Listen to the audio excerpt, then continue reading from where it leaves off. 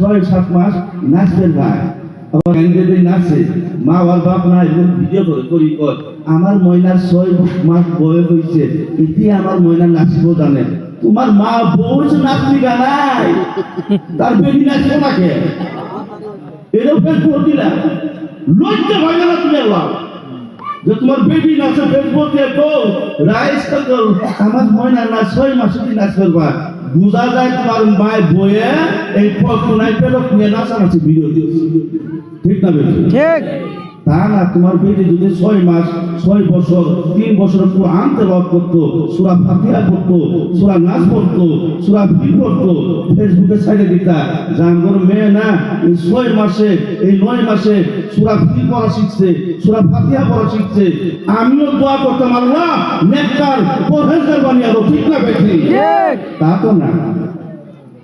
মুসলমান সন্তানের মার গর্ভে থেকে মায়ে খায় সন্তানের পায়, ওই মা কোনদিন অজু করে না।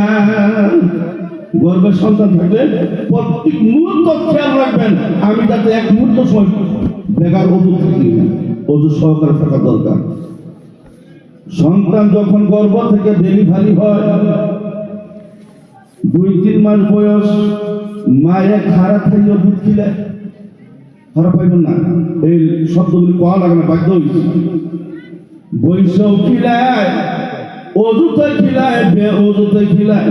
যদি পুনাই কান্দে মায়ে কয় বাবারে কান্দিস না, ওটা হাতি আসছে, শিয়াল আসছে, কুত্তে আসছে, আসলে আসছে না 5 মাস কথা বলা লাগে আসে না।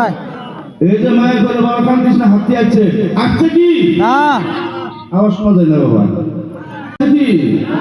এই যে শিক্ষাটা মায়ের দিতে আছে মিশা কথা, প্রথম শিক্ষক মিশা কথা শিক্ষা দিতে আছে।